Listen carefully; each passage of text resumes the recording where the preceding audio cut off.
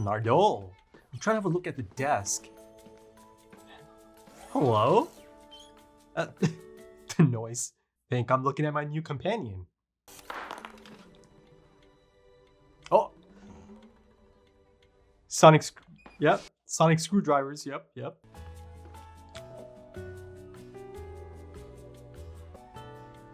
Oh!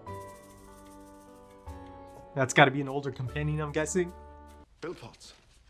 Bill You wanted Potts? to see You're not a student at this university. me? No, I work in the canteen. Yeah, but Professor you come to my Doctor. lectures. No, I don't. Well, plenty of people come to your lectures that aren't supposed to. Why pick on me? Well, I noticed you. Yeah, but why? Classic companion? Well, most people, when they don't understand something, they frown. You smile. Being your personal tutor. But I'm not a student. But I'm he's not part of the university. taking I an haven't interest in even her. applied. We'll sort all that out later. Doctor what? Classic. Now, is there a link between her, Bill Potts, and the photo of, I'm guessing, an older companion on the desk there, right? It cuts to her as the doctor looks at her, then looks at Bill. And this is in response to her asking, why do you pick on me as opposed to anyone else? I mean, of course, there's some connection, there's some link. Time. Time doesn't pass. The passage of time is an illusion. Ah. Life is the magician. I've heard that before. Because life only lets you see one day at a time. Men aren't where I keep my eye, actually. Imagine if time all happened at once. Every moment of your life Past, present, laid out future. around you like a city. Streets full of buildings made of days. The day you fall in love, the day that love ends. A whole city built from triumph and heartbreak and boredom and laughter and cutting your toenails. It's the best place you will ever be. Screen presence. Time is a structure relative to ourselves. Oh. So that makes sense. And relative dimension in Space. space. It TARDIS. means life. Careful, Bill. Inquisitive, as always. Our companions. Can I show you something? Oh. God, yes. Okay, Bill. Love this place, don't you? Steady. I'm looking. That's a What am I special looking kind of puddle, Your I'm guessing. reflection. Just looks like Distortion or don't get snatched. Me. Oh. What is that? Sorry, some other time. Oh, did you? Promise. Was she meant to bring someone over? Maybe. Going anywhere for Christmas? I never go anywhere. That's not true. My mum always said with some people you can smell the wind in their clothes. Yeah. She died when I was a baby. Oh. Yeah. Lady in the photo, maybe. If she died when you were a baby, when did she say that? In my head. There's hardly any photographs. There's Yeah, one, been a maybe. picture taken. But if someone's gone, the pictures really help. Yeah, they do. They do. Just photographs. Oh. Oh. I didn't know we had them. Okay. Oh. Okay. Beautiful. But still, I feel like there's still a link between her and the lady on the desk. Hello, doctor. Come round. I'll show you. Promise you won't go. Yeah, she looks or feels a bit different all of a sudden. Pilot confirmed. Pilot engaged. My God. Do you know any sci-fi? A bit. Go on. Oh no. Running water. Oh. Oh. Is it the girl? She's made for the camera. She's got strong features. Careful, careful. Jump scare. Careful, careful. There's that jump scare. Hello. Hello. Sounded just like her. Mimicking her. He scared me. You scared me. That's a beautiful shot.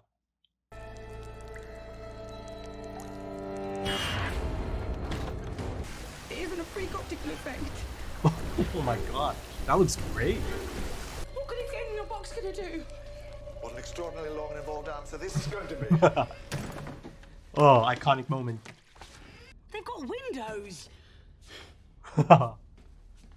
Okay. Look, this is all mad, I know, but Light him up, that's boys. the girl I told you about. Don't think it's really her. I know you're not exactly a sci-fi person. He knows sci-fi. Time and relative dimension in space. TARDIS for short. The entrance looks kind of new. Different take on It's it. a knock-through. It's like a Spaceship. kitchen. What? A really posh kitchen, all metal. What happened with the doors, though? Do you run out of money? She's not wrong. It's bigger on the inside than it is on the outside. Hey, we got there! I need to know if there's any interest in what's inside this vault. Why? What's inside it? Ooh. Something I don't want anyone being too curious about. Ooh. So you put it in the middle of a university? The markings. Oh, God, that is so creepy. Yes. Love that. Oh my God. Other end of the universe. It's a crash course for the new companion. 23 million years in the future. Oh yes, it's a Get time ready. machine too. Get ready. Hey, I like that. Great reaction. Ooh, I like the little specks. Kind of like the spice from Dune. Oh, I just want to leave. Oh, I think she wanted to leave. so did they. See? I don't know everything now, Dole. I don't have it all written Oh. down. Well, you act like you do. I act like I do because I don't. It must be looking for something. Of course it is. Everything is. But what? What, in the end, are any of us looking for? We're looking for someone Connection. looking for us. Stay friends.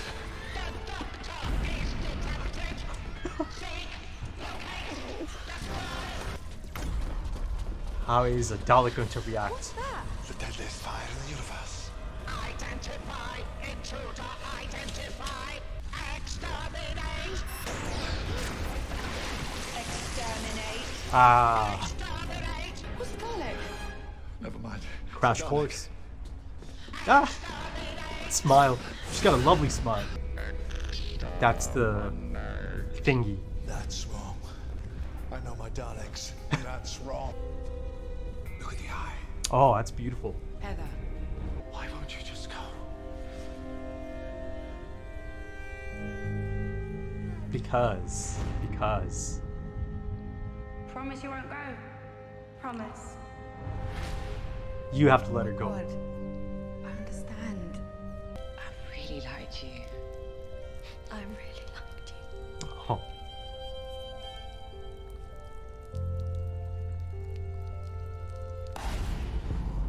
Bill, listen to me. Whatever she's showing you, whatever she's letting you see, it's a lure.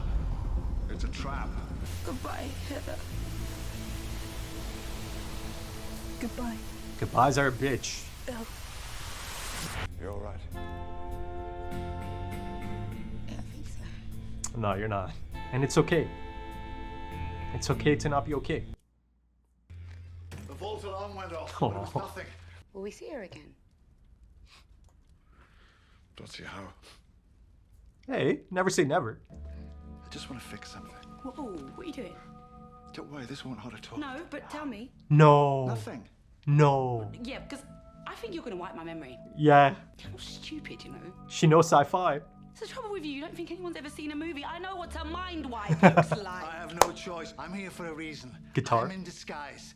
I have promises to keep. This is the most exciting thing that's ever happened to me in my life. The only exciting thing. I'm sorry.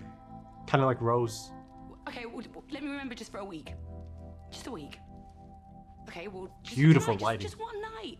Come on, let me have some good dreams for once. Oh. Imagine how it would feel if someone did this to you. Yeah. Yeah.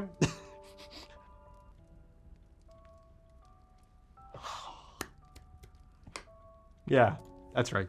The theme. You can keep your memories. Now get out before I change my mind. Yeah, I Don't do remember. speak, don't start, just run. No, go! Shut up. You shut up as well.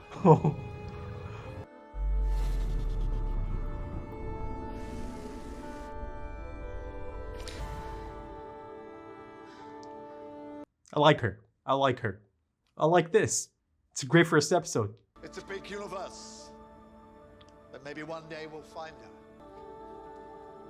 Are you ready, Bill Potts? What changed your mind? Time. A special time. What the hell? Come on in.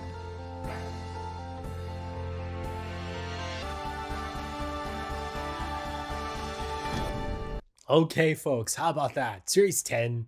I'm finally into it, proper, right? Capaldi's final series, bittersweet, of course. And there's just a lot going on here. I mean, first of all, it essentially does feel like a reboot, doesn't it? I mean, even the title itself, Pilot, clearly by design to name it that. Of course, it has other connotations related to the plot of the episode itself. And, let's be honest here, the plot itself isn't as important as, the setup for the new companion. Enter Bill Potts, who is just delightful. Absolutely delightful, immediate impact for me, at least. She made an immediate impact. She's personable. She's really, really quite charming, right? She's a breath of fresh air. And, it might actually feel like that for me at this moment, because for the first time in a long time, it's an introduction to a completely new companion, right? Someone who does not seem to have any ties, right? I say seem. And of course, I'll get to that. There's a lot of speculation coming out of this, a lot of juicy potential here for theories and speculation. But yeah, it just feels all new, right? I think it actually is really quite reminiscent of Rose, Series 1, Episode 1. Hell, even the ending there is kind of a callback, isn't it, to the ending of Rose, Episode 1. Her and Eccleston's ending in Episode 1, Series 1, Episode 1. And of course, since it really truly feels like a jumping on point, a new jumping on point, again, the plot is perhaps not as significant. Maybe it's a bit thinner than usual. Because again, ultimately the focus is on the new Doctor and companion dynamic, rapport, right? And, there is an immediate rapport there, isn't there? There is chemistry there already. And the thing I love so much about this is the actual relationship itself, a professor-student relationship. I just love Peter Capaldi in this role specifically, because he is the one Doctor out of the ones I've seen, of course, that truly fits this role. You're not putting Tennant in this role as a professor, right? You're not putting Matt Smith in this role as a professor.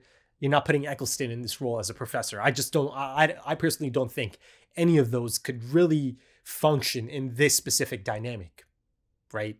Capaldi, again, given his actual age as well as an actor, and then of course, the portrayal of his specific Doctor is perfect. It is so perfect as the Professor Doctor. I was really quite surprised, and I mean pleasantly surprised to see this direction for it. Now, of course, he's there for a specific reason. He's tethered to that university for a specific reason. And in that, you get the season-long mystery being set up here in the first episode, right? It's exciting. It's exciting because, again, there's a few things there. There's a few things to pick at. Stuff like the Gallifreyan symbols. I believe those are Gallifreyan symbols on the door to the vault that he's guarding, right? At one point, he's really quite, not agitated. He's concerned that, this being, again, it's quite a simplistic creature design at the end of the day, right? Or the concept is really quite simplistic, right? It kind of goes hand in hand with some of the other creations of Moffat. But also through that, you have an immediate love interest for Bill. And of course, it doesn't really need to be stated, and, it really shouldn't be a big deal, right? And I don't want to make a big deal of it, but, I think they made it clear, at least, or, they made it a point to point out that indeed she is openly gay, right? So you're getting an openly gay companion here. And yes, I know there is Captain Jack, but you have to remember that he's not a, direct companion. He's more of the third companion that comes in from time to time. And, I hope I see him. I hope I see him again. Maybe this series. It is Capaldi's last series, so maybe a run-in with Captain Jack could be kind of interesting, But yeah, let's see if he makes an appearance or not. But, let's kind of go back to my initial point. You have to remember that Captain Jack likes everyone and everything in the universe, right? So it's a bit of a blanket, right? But here, it's a bit different, right? Again, I almost feel kind of, I don't know, icky even, spending this much time on it. Because again, I don't want to make it a big deal or anything. It shouldn't be. It's just normal, isn't it? But again, I'm just kind of pointing out how the show itself is depicting this, right? And making it clear as well. But this immediate love interest in Heather, who I, for some reason, thought was called Hella. Again, sometimes if you don't have the subtitles, the accent and maybe some of the sound mixing, you can't always catch everything. In this case, I had to be corrected a little bit later in the episode. It's Heather, not Hella, as I initially thought. Let's see. It's early days. It's only episode 1. Let's see if they do run into her again. And even the Doctor kind of alludes to this, doesn't he? It's essentially him saying never say never, right? So you never know. There's a lot of episodes ahead of me. Let's see. But of course, the pitfall of introducing an immediate love interest and then having such an emotional goodbye and reaction, right? As Nardole points out. So it's just like the Doctor, isn't it? To not notice the tears at that point.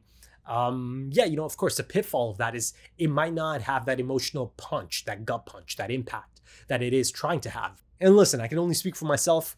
I actually did feel a bit of sadness at that point. I felt the emotional impact of that moment. Certainly a bit, right? But again, I can completely understand if it didn't really quite land for others. But even though it is over the span of this one episode, there is the passage of time. You see that it's been quite a bit longer than the span of a few days, right? It's been a few months. But, this kind of functioning as a reboot, or rather, let's call it a jumping on point. Yeah, it's a perfect jumping on point, right? It's not truly a reboot, not even really a soft reboot. I mean, you could kind of call it a bit of a soft reboot because it does have a lot of the elements that a new series or a new Doctor or the first episode of a new Doctor might have, right? So it kind of does feel like Rose. It kind of does feel like the 11th Hour a bit, right? I think it's a little bit more laid back than the 11th Hour, but it's really quite reminiscent of Rose, I think. I mean, it is an interesting choice, isn't it? To have this take this approach in the final series of a Doctor, right? It's almost as if it kind of peaks, right? It peaks at the end of series 9, and then it goes into the River Song episode, right? Essentially the goodbye to River Song.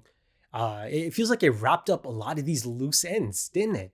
And now in Capaldi's final series, it's kind of beginning all over again, kind of. Again, jumping on point. But I think that through this season-long mystery that's essentially being set up here in the first episode, right? This whole thing that's keeping him tethered to that university. And, he's been there for some time now. I think at least 50 plus years at this point, right? And, he even tells Bill that I have no choice. I'm here for a reason. I'm in disguise, right? Again, as a professor. And of course, this is him saying all of this to Bill as he's about to trick her, right? Listen, it's not the greatest look, is it? For the Doctor to try to pull this off again, tricking her into wiping her memories. And of course, as established, she knows sci-fi. She immediately clocks it. She knows, she must have even expected it at some point, right? So she was ready. She knew. So I love that about her as well, right? She brings something so fresh to this. She has a bit of an understanding for a lot of these ideas and concepts, right? As far as sci-fi goes. But also on the flip side, I think her reactions to these really fantastical elements are perhaps the most grounded and realistic I've seen from a companion in a long time. Just her reactions to the interior of the TARDIS, right?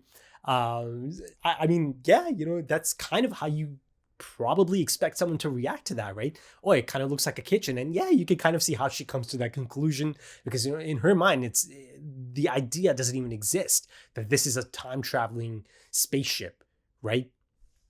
And then of course, naturally she's like, yeah, I kind of need to use the toilet or the bathroom because again, it appears to be a place that might have a bathroom or a toilet, right? Of course, Nardole shows up as well, a bit of potty humor. Listen, Nardole, I think I'll need to see a bit more of Nardole to see how exactly he'll function in this trio. It feels like he'll kind of be, I don't know if he's always going to accompany them. He might come and go. I mean, I'm certainly open to it, right? And, maybe I'll come around. But listen, for the first time in a long time, I'm not quite latching onto a new character that's been introduced into, I don't know, the rotation or into the mix, into the group dynamic of, the Doctor and companions. I mean, the last time something kind of similar happened, it was Rory, right? I mean, Rory, I absolutely adore Rory. I love that inclusion. So yes, I'll have to give it some time. Let's see if Nardole wins me over. But yeah, going back to the TARDIS itself, how about her introduction to the TARDIS, right? It's that moment that, us, the audience, and the Doctor himself, and Nardole as well at this point are kind of, thinking about, the bigger on the inside moment. And she got there at some point, right? There's quite a fun reaction out of Nardole, right? I mean, I certainly like that. I like that part of it for sure. His reaction, him and the Doctor kind of reacting to that. Oh, okay, finally, she said the thing. But yeah, I think it's one of my favorites. And I'm speaking of her, being kind of against the door, and all you see is the entrance. And the entrance itself also feels like it's something a little bit new this time, right? And I'm speaking of just the door and that, that section around it. I mean, at first the camera is really quite tight, right? So the only light that's emitting is from the window itself, and then it pulls back. Oh my God, I love that presentation, the darkness around it. And then, of course, the TARDIS lights up. Beautiful. It's a stunning moment. But once again, going back to the tone of the episode, I mean, just compared to Series 9's series opener, and then of course that's a two-parter, that right there is so full and rich of Doctor Who lore. I mean, that is not a jumping on point, is it? That is deep into Capaldi's run, deep into Doctor Who lore. You've got Missy, you've got Clara, you've got Davros, you've got Daleks, you've got just everything that is all about the Doctor Who lore. So of course, certainly not a reboot or jumping on point. But then here, there is this distinct contrast, a stark contrast. And then of course, you kind of move on to Bill once again, right? Now, there's a tale of two halves at this point, because, in the first half, or almost immediately, right? Because she opens the episode, doesn't she? By entering the Doctor's office. As Nardole is kind of acting like a butler to the Doctor. See, there I actually thought that there is some kind of connection. I was actually convinced that there is some kind of connection, right? Because that's how it's presented. Be it through the questions that she's asking, why me? Of course, upon receiving that question, he looks down at that photo once again, right? And, for me, it feels like it's an older companion. Surely it's got to be a classic companion. And of course, our lovely River Song is present as well. Now, the thing is, right, those are the only two photos he has there. And of course, usually in an office setting or in someone's office, you usually have photos of your loved ones, right? Family photos, close relationships. So, there is, I think, a bit of information there for me to perhaps infer the potential relationship. Right. So this is not just any companion, right? Because they have tons of companions, classic companions, recent companions to draw from. Yet this is the companion that they picked for this specific moment to have a photo of, right? Something really quite important. As Bill said a little bit later, photos really can make a difference.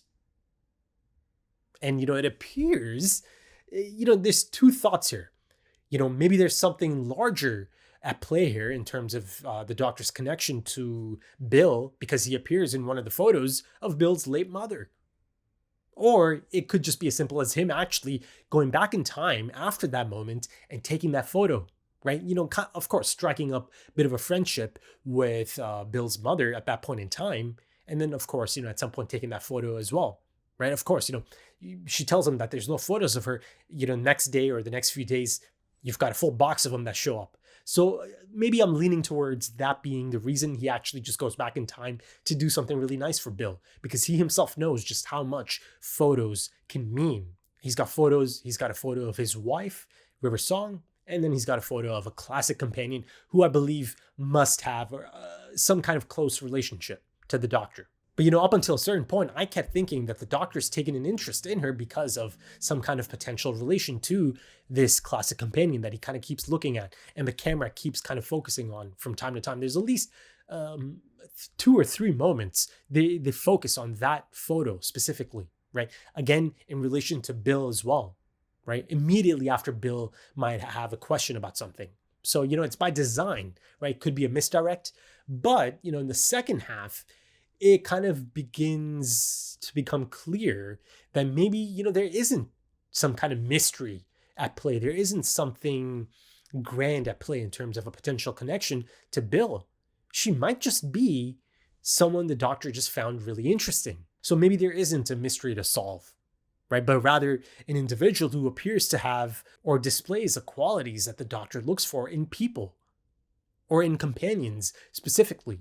She caught his eye. Hell, listen, another angle here is that maybe, instead of a potential connection or relationship to this classic companion in the photo, it might be just as simple as her reminding the Doctor of this classic companion, right? And this classic companion appears to be quite young in the photo. But again, it's kind of tough to say. But I do know one thing, some of the earlier Doctors, especially the first Doctor, was played by an older actor. So, I mentioned this professor-student relationship, that dynamic. Maybe it's kind of similar, right? In that sense. Maybe that is a reason Bill might be reminding him of this older companion, right? Because it might be a similar type of dynamic. I mean, Bill is so sharp. She is super inquisitive, noticeably so, right? And of course, that's one of the core qualities of a companion that the Doctor really notices and picks up on as well, of course. But, there's something a little bit different about her, for sure. It doesn't feel like a carbon copy, kind of using the same mold as Rose or Amy or as Donna. I mean, Donna is really quite unique as well. But also, before I forget, that moment, as she does kind of get to go through photos of her mom, it's a beautiful moment. She, almost immediately, just in her first appearance here, not first appearance, in her first episode, she really goes through a lot of different emotions, doesn't she? There's heartbreak, there is a lot of immense, sadness. And I think that right there is one of the more beautiful things the Doctor has done for anyone really recently, I'd say. Just to give them a photo of their mom, a few photos of their mom, and you see how much it meant to her. But yeah, I really feel that Bill brings this really interesting energy, right? She's all about energy. She's all about color. She's all about light, right? I mean, these attributes and this energy specifically is exactly the thing that the Doctor needs at this point. I think at this point in time, this is perfect for him, right? This dynamic, this new, Doctor companion relationship. That wasn't really a plan, or part of the plans really, up until the conclusion, right? Because he was going to wipe her memories, right? That was always his plan. But of course, in essentially one of the better scenes, or one of the best scenes of the episode itself, and not even just the episode, I'd say in recent Doctor Who, you get quite a poignant moment, right? Especially given the things that have played out recently, and the Doctor's own experiences with memories, right? Missing memories. And of course, it's directly referencing the recent Clara wrap-up, right? That beautiful motif kicks in. But of course, you cannot forget the Donna situation as well. But there it's a bit different. There it was to actually save her life, right? But this, this recent Doctor and Clara mind shenanigans is a little bit different than the Donna situation, right? I mean, it's still heartbreaking. It still hurts so much to this day to see how all of that played out, right? Oh my God, it was just so deflating. It still is deflating, right? But again, in these upcoming specials, I get a return for Donna. So it'll be interesting to see how exactly they'll kind of, go around that possibility. I mean, clearly they pull it off, her and the Doctor reuniting and her remembering the Doctor from the looks of it. But yeah, you see at that moment that Bill asserts her agency almost immediately, right? Steps in and she lets him know, no, this is not okay. Imagine how you would feel. And of course, that scene just gets sadder, doesn't it? As she tells him, this is the most exciting thing that's ever happened to me. Now, of course, granted, that is going to be the most exciting thing that's ever happened to anyone, really, if you, again, get to time travel and you kind of get to meet someone like the Doctor. And the next bit is the one that really kind of got to me, the only exciting thing that's ever happened to me. So, I'm so happy. I'm so happy about Bill being this companion. I'm so happy about the Doctor coming around and, being open to this idea, even though, he's not really supposed to be doing any of this, right? As he said, I'm here kind of in disguise. But Bill's question certainly gets him, doesn't it? As he begins to kind of think about these gaps in his own memory, right? And of course, for us, the audience, it's almost immediate, like I just mentioned, right? It's referring to Clara. So not only did the Doctor remember that he forgot something, right? He even knows it is something crucially important to his life, or it was something crucial to his life because of these holes that the missing memories must have left all over his timeline, right? Bill's reminder really kind of hit him like a truck at that moment. And, again, I say it nonstop, but Peter Capaldi added again throughout this episode. Of course, it kind of goes back to my earlier point about him being the perfect actor for this role, right? The role of Dr. Professor, him being up there giving a lecture, right? You believe it, you buy it.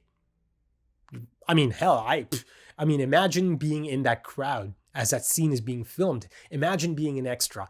God damn it.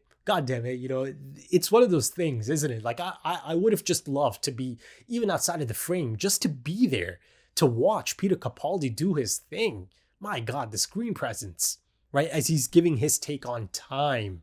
And, I'll come back to that. But let's kind of focus on this for now. Yeah, I mean, the acting in that moment, it's just, so impressive, so beautiful, so sad, isn't it? Right? He's telling her to get out right now before I change my mind, right? Because it got him. She really got him at that moment. And he knew he shouldn't be doing this. But you see that Moffat really pulls it back a bit, doesn't he? Back to the basics, keeping it simple, right? It's a solid tone setter for the Doctor and Bill dynamic, for this professor and student dynamic, right? It's great. I love that. About this new team. Right. And of course, let's not forget Nardole is there as well from time to time, I'm guessing. And as far as the introduction to a new companion goes, I think it's certainly one of the better ones, or at least it's as good as any of the other ones, I'd say. But yeah, I simply have to bring this up. But how about her smile? The actor who plays Bill, her smile just lights up the room. Hell, it's one of the reasons the Doctor actually noticed her. He told her, for the most part, or actually almost all of them, usually frown if they don't really quite understand a topic or a certain thing, but you smile, right? And that really caught his attention. He really liked that attitude. But yeah, going back to my point about keeping it simple, it goes through a lot of familiar beats, right? And then of course, they're trying to shake this creature, right? That, of course, that takes the shape of Heather. Through that, you kind of get to see the companion experience all of this. And of course, it's a bit of a shock to the system for her. At one point she has to go into the washroom and kind of splash some cold water on her face, right? And again, that's really quite a realistic reaction, isn't it? But yeah, it kind of goes through all of those things. The situation, the setup allows the Doctor to take her through these different, moments. Hell, even kind of takes a dip into some of the Doctor Who mythos. I mean, I have no idea what this war is. And, I'm seeing an alien race, or I'm seeing some characters here that I've never seen before, but they're going up against the Daleks, right? And of course, the Daleks make their appearance. It'll be interesting to see if they do make a more, impactful appearance down the line, because again, I know at this point that there is some kind of not agreement, but some kind of requirement that they do use the Daleks at least once per series. Otherwise, they're going to lose the license or the rights to use the Daleks. Something along those lines. I've read it in the comments on a few occasions at this point over the years. But yeah, you'll have to let me know if that's something cool. I'm guessing it is something cool from classic Doctor Who. So it's probably a really cool moment for a lot of you classic Doctor Who fans as well.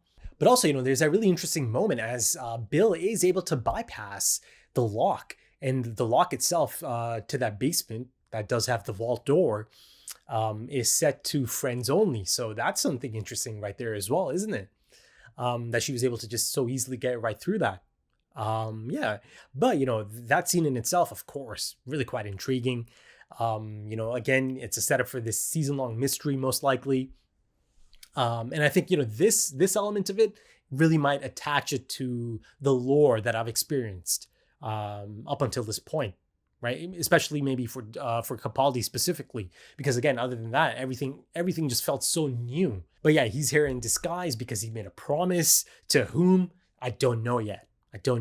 I mean, and there's a few possibilities. I think, it could be some kind of object, some kind of rare object.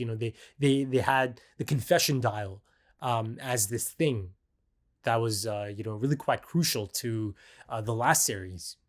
And it had an incredible payoff, of course, in essentially what I believe is the greatest episode of Doctor Who, Heaven Sent. It could also be an important alien being.